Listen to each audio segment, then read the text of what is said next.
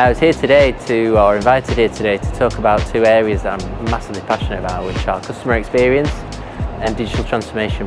So yeah, I've had the opportunity to talk to over 100 like-minded people about the journey that Skipton's been on with Kerv, moving to a Genesys solution.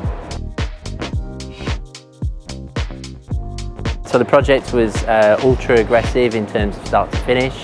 So it went from a blank sheet of paper, no commercials, terms and conditions or anything, to full delivery and go live within a 9-month period. It was really key at sort of improving where the society is in the marketplace, some of the capabilities we've got and where we need to get to in terms of increasing customer and member demand for being more digital.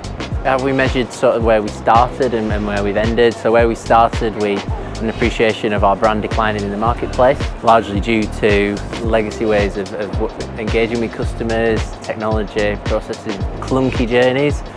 As a result of what we've done over the last 9 months, we're starting to see that increase quite significantly, and our brand in terms of customer awareness and consideration is moving back in the right direction. And in and amongst some of our peers, so like Coventry and YBS, but also in and amongst some of the more digital startups, so people like Monzo and Starling, which is a real good measure of where we've come. So I guess one of the key questions we've been asked today is why did we select Kerv? And what I sort of wanted to share with people in the room is our story of what made that decision for us. So I attended one of these events, not as a Kerv customer, probably about 12 months ago. Walked into the room with a long list of 12 providers in my head in terms of who we potentially would go with and who we would partner with to help us with the migration.